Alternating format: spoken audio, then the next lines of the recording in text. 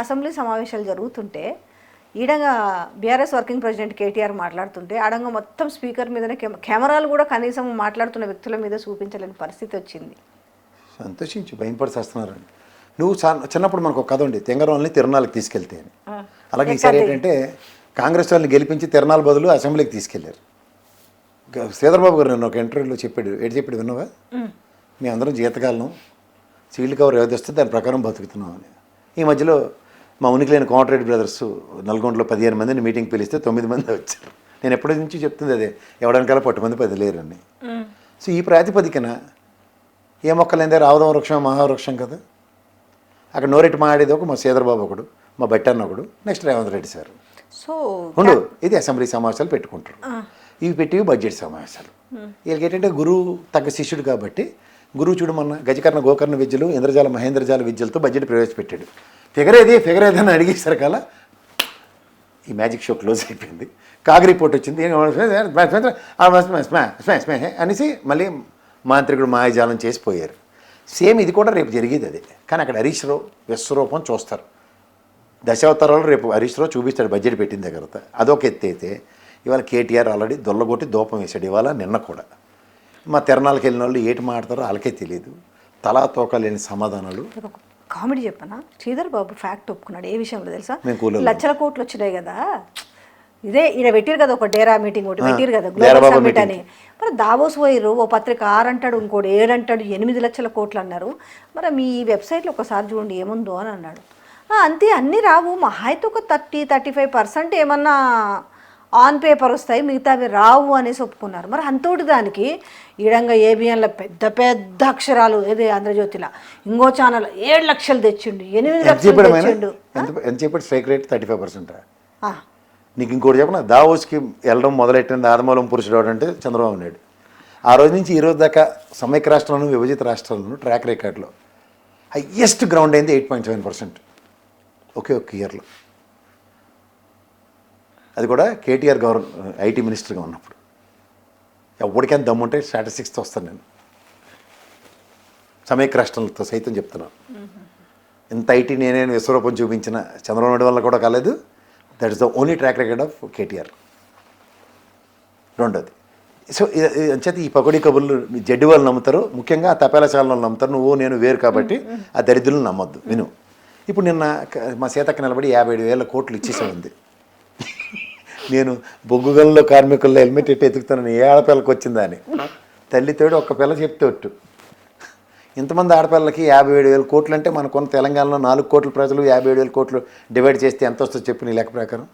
Calculator కూడా పెద్ద ఉంది కదా నీ దగ్గర, ఒక ఫిగర్ చెప్పు, చెప్తాం దాన్ని బట్టి. అది కనీసం ఒకరికైనా మొగాడికో ఆడపిల్లకో వస్తే సంతోషిద్దాం. వీళ్ళు ఓ 9,000 కోట్లు తీసుకొచ్చి రైతులకి తీసుకొచ్చి ఇప్పటికి ఇవ్వకుండా ఏ రోజుకి ఆ రోజు సర్పంచ్ ఎలక్షన్లోని తర్వాత కార్పొరేషన్ ఎలక్షన్లో ఇప్పుడు దాటి వేసుకొచ్చి ఎవరికి ఏ డబ్బులు ఇచ్చారు చెప్పమంటే అది తప్పని చెప్తారు. జుట్ల పంచాయతీ కోసం పెట్టిన ఓ ఫ్రీ బస్ తప్ప ఇంకేమైనా పనికొచ్చింది కనబడింది నీకు? ఎవడ సచ్చినోడు ప్రూవ్ చేస్తే రాజీనామా చేస్తా అన్న దానికి టాపిక్ డైవర్ట్ చేసి చెప్తా, దానికి సమాధానం చెప్పలే, బట్టి కూడా చెప్పలే. ఎవరు చెప్తారమ్మా? ఎవడి కాడ ఏటుందని చెప్తారు? అసలు ఏదో గాలిలో చూడు, ఆ బ్రహ్మానందంగా 6 గుళ్ళు కాల్చినట్టు డిచ్చామని కాల్చేసారు మన మీదకి. ఎలక్షన్ అయిపోయింది, తర్వాత ఏడు చేయాలంటే కాలక్షేపం తప్ప ఇంకోటి జరగట్లే. పైన ఉన్నాడు రూపాయి ఎదిలించాడు, ఎంగిల్ కాకిని కొట్టినట్టు కూడా కొట్టడు. శంషాబాద్ మెట్రో రైలు అంటాడు, ఇంకో మూసీ నది ప్రక్షాళన అంటాడు, పుండుకు తల్లేదు బూర్లో ఉన్న పిల్లం అంటే. మన చూడలేదా మీకు పీపీటీ చూడలేదు? ఎంత బాగా ప్రజెంటేషన్ చేశారు అసలు. హైదరాబాద్ అట్లా మారితే మా కవితకు బలం మాట్లాడింది, ఇదే ట్రేడ్ మళ్ళీ ఇడ్లీ గిన్నె బదులు ఇడ్లీలు తెచ్చిన మావాడు అంటాడు. ఫస్ట్ టైం కవితకు బాగా నచ్చింది నాకు, గాలి తీసి పడేసింది దిక్కుమాల ప్రజెంటేషన్. అదంతా అవుతుందా అసలు? ఏటవుద్ది అట్లా చూస్తావా? నేను ఎప్పుడేం చెప్పాను, కుళ్ళుమండకు అల్లం పచ్చడి పెడితే ఏమవుద్ది? ఇప్పుడు నువ్వు శివరాజ్ ట్యాంకులు కట్టి సోపీలన్నీ ఆపరేట్ చేసి దిక్కుమాల శాతం ఆ మూసీలో తగలాడకుండా 1.5 సంవత్సరం పాటు బృహత్తర కార్యక్రమం చేసి మాకు చూపించి, చూసావా ఇవన్నీ నాకాబందీలు ఎలా చేశానో, ఇట్లా డైవర్షన్స్ ఎలా ఇచ్చానో చూడు. మూసీలో ఇప్పుడు ఉన్న చెత్త అంతటిని ఆపి వర్షం పడితే ఆటోమేటిక్ మంచిగా వస్తుంది. నువ్వెందుకు ప్రక్షాళించడం దాన్ని? నేను ఎత్తిపోస్తా అంటుండు కదా, ఏడకి మా నెత్తికి మళ్ళీనా ఆ పేడ పియ్య మాకేందిరా బాబు. 444 లక్షల కుటుంబాలు 40,000 మంది పైసలకి నా మూసీ పరివార ప్రాంతాల్లో బతుకుతుండ్రు. ఇందిరా మిల్లు ఇస్తాను, నా దివసం ఇస్తాను. మళ్ళీ నువ్వు రియల్ ఎస్టేట్ బొమ్మలే కదా అక్కడ. ఉన్నోళ్ళని కాపాడడానికి నేను మూసిని ప్రక్షాళన ఇస్తున్నాను. ఈ దోమకాట్లు లేకుండా నేను చూడండి ఈసారి నుంచి సివరేజ్ ట్యాంక్ అట్లా నేను చేస్తా అంటే వీళ్ళు ఒప్పుకుంటలేరు అంటూ వీళ్ళేమో తల్లకాయ కొట్టుకుంటారు. ఎగరా బాబు అంటారు. ప్రక్షాళన చేయి మేము వద్దన ముందు కూలగొట్టు తర్వాత ఇది చేసిన తర్వాత ముందు కూలగొట్టి తర్వాత చేస్తాడట. అరే ముందు దాని పేడపియ్య బయట ఇరా బాబు, దానికి ట్యాంకులు అవతల తప్పించి 4 ట్యాంకులు కట్టి సివరేజ్ ట్యాంకులు ఇటు వెళ్తాయి చెప్పు, దేంట్లో కలుపుతూ చెప్పి దీన్ని మొదలెట్టాక మళ్ళీ తీసుకెళ్ళి గండిపేటలో కలిపావు కనుక లేనిపోని బాధ నీకు అసలే హాఫ్ నాలెడ్జ్ అని చెప్తుండ్రు పక్కన. అవి ఏటి అనకుండా ఒకటే కూలగొట్టాలి ఫస్ట్. లోడ్ గన్ డిషం అని పేల్చేసాను. సార్ మేము ఎక్కడ ఉన్నాం సార్ ఇటు కాల్చండి అంటే లోడ్ చేయండి రా మళ్ళీ అని మళ్ళీ వెళ్ళిపోతాను ఢిల్లీ. ఇవాళ బడ్జెట్ రేపు పెట్టాలి, మళ్ళీ ఎందుకు ఢిల్లీ వెళ్ళాడు? అడిగేసి వస్తాడు ఎంత పెట్టాలని. ఎంత పెట్టాలి అంటే మేము ఏదైనా కూడా మాది జాతీయ పార్టీ భయ మేము పోతాము, మేము ఆడే అడుగుతాము. మీరు జాతీయ పార్టీలో పైసలు పండు మాకు డబ్బులు పట్టుకెళ్ళిపోయి మా ప్రాంత పార్టీలు కదా, మా ప్రాంతంలో డబ్బులు పట్టుకెళ్ళి ఎంత పెట్టాలి, కేంద్రం నుంచి ఎంత వస్తుంది ఆ లెక్కలు వేసుకొని అడగాలి. కేంద్రం నుంచి చిల్లు రాదు. మోడీని అడుగుతారు, బడే బాయ్ అన్నని అడుగుతాడు, మేము బడ్జెట్ కదా మీది ఏందో లెక్కలు అడుగుతాడు మళ్ళమాట బడే బాయ్ అన్నని. ఎవరు మోడీనా? మరి అక్కడ ముసలి చచ్చిపోయి ఉన్నారా బతికే ఉన్నారా కాంగ్రెస్ లో? అంటే నువ్వేం చెప్తావో చెప్పు, నీ లెక్క నా లెక్క. మోడీని అడగడం నాకు ఏ చెయ్యరా ఇదేంటిది నాకు అర్థం కాదు. ఈడు ఎక్స్పెక్టేషన్లు పెట్టుకుంటాడు ఎవడన్నా. అంటే దాన్ని కూడా అక్కడ కాదు, నేను ఈ సంవత్సరం కేంద్ర ప్రభుత్వం నుంచి 1,00,000 కోట్లు గ్రాంట్లు తెస్తాను, లేదా 50,000 కోట్లు గ్రాంట్లు నువ్వునే పోతలేను కదా, అందుకనే పోయాడు. రేపు మోడీ నాకు చెప్పింది కాబట్టి ఇది అది కలిపి నేను ఇంత బడ్జెట్ పెట్టాను. ఎలా కుదురుతుంది? తెలుగు మాట్లాడుతున్నావు, తెలుగు పోయిందా? వాళ్ళు అట్లనే మాట్లాడతారు, అది అట్లనే ఆ లెక్క అట్లనే ఉంటుంది. కాదమ్మా, నాకు రేవంత్ రెడ్డి కాస్త మాట్లాడతాడు, మా బట్టాన్ని ఖచ్చితంగా మాట్లాడతాడు, మా దుద్దుల శ్రీధరబాబు గారు మాట్లాడతారు, మా దరిద్రానికో మా అదృష్టానికో బట్టి అన్న ఆర్థిక మంత్రి. ఈయన వెళ్ళి అడగాలి కదా, ఎందుకు అడుగుతారు అసలు ఎవడన్నా? సార్ ఈసారి నేను గ్రాంట్లు బడ్జెట్లో నాకు తెలిసి నా అంచనా ప్రకారం నేను 70,000 కోట్లు 80,000 కోట్లు 1,00,000 కోట్లు 90,000 కోట్లు గ్రాంట్లు తెచ్చుకుంటాం అక్కడి నుంచి బడ్జెట్ పెడతారు. పెట్టి నెక్స్ట్ బడ్జెట్కి నేను ఎంత ముష్టి ఎత్తుకున్నా అది నాకు ఎంగిలి చేతితో కాకిని కొట్టలేదని మనకు చెప్తే మనం బీజేపీ ఓడి మీద ఇలా పళ్ళు ఒకటి ఇది క్లారిటీ కోసం ఒకటి 2 క్యాబినెట్ ఎక్స్పాన్షన్లో ఇద్దరిని వీక్ ఇద్దరిని పెడతారు మోడీ చెప్తాడు. అది వేరు అంటే సబ్జెక్ట్ కామా 2 అది వేరు ఇది వేరు మిక్స్ లేదు. క్యాబినెట్ వినండి, ఇద్దరికి ఉద్వాసన పలుకుతారట. ఎవడా పనికి మనలు ఏమో మరి ఎవరికి ఉద్వాసన పలికినా ఊరుకుంటారా? జనరల్గా ఏం రచ్చ చేయరా? ఎవరు అంటే ఇక్కడ కొండా సురేఖని పొన్నం ప్రభాకర్ని పక్కన పెడతారు, అలాగే కోమటిరెడ్డి వెంకటరెడ్డి కూడా పక్కన పెడతారు అని చెప్పేసి అప్పుడు డైరెక్ట్గా ఆయన యునానిమస్గా నేనే ముఖ్యమంత్రి అని డిక్లేర్ చేసుకుంటాడు. ఒకవేళ ఎవరైనా పక్కన పెడితే ఎట్లాంటి కాన్సిక్వెన్సెస్ ఉంటాయి? అంత సీన్ ఎవరికి లేదు, కానీ ఫస్ట్ థింగ్ ఉన్నోళ్ళు తప్పిస్తే ఉన్నోళ్ళు లేనిపోని తలకైనా ఉన్న చేతిలో ఉన్న వాటిని ఎక్స్పాండ్ చేయమన్నమ్మ చాలు. అవతల ఎమ్మెల్సీలు ఇద్దరు గిడగలాడుకుని వస్తున్నారు పక్కన కోదండరామను అజిరుద్దీన్. అదే ఏ పనులు కాదులే, ఏ పనులు కాకపోతే మా హరికృష్ణ బ్యాచ్ అయితే వాళ్ళు అదే ఏ పని కాదు. ఉందా హోప్ ఉందా? అలాంటి ఎలక్షన్లు అప్పుడు ఏదో ఇచ్చారు, తర్వాత ఇప్పుడు ఏమంటాడు అజరుద్దీన్ ఏమండు? అవునా నేను ఇంతకాలం అన్న మంత్రి నేను హరికృష్ణలాగా 6 నెలలకి చేప తట్టుకుని వెళ్ళిపోవడమేనా? అదే నా జీవితంలో మంత్రి అనిపించుకున్నాను అంతే. What about Jeevan Reddy? జీవన్ రెడ్డి రేపు కేసీఆర్ గారి ప్రోగ్రామ్ నువ్వే కనుక్కొని చెప్పాలి. 27 వెళ్తాడు 28 వెళ్తాడు, ఆయన దగ్గరికి వెళ్ళి చేర్చుకుంటాడు. ఆ తర్వాత మొదలవుద్ది ఈ తెంగరోళ్ళ బ్యాచ్ అంతా ఎట్ నుంచి ఎంతమంది ప్రవహిస్తారో అప్పుడు డిసైడ్ అవుద్ది. మునుగోడు రెడీగా ఉన్నాడని తెలిసింది. ఆయన రేపు మినిస్టర్ వస్తుంది. ఎవరికి? మునుగోడు. నల్గొండ జిల్లానా?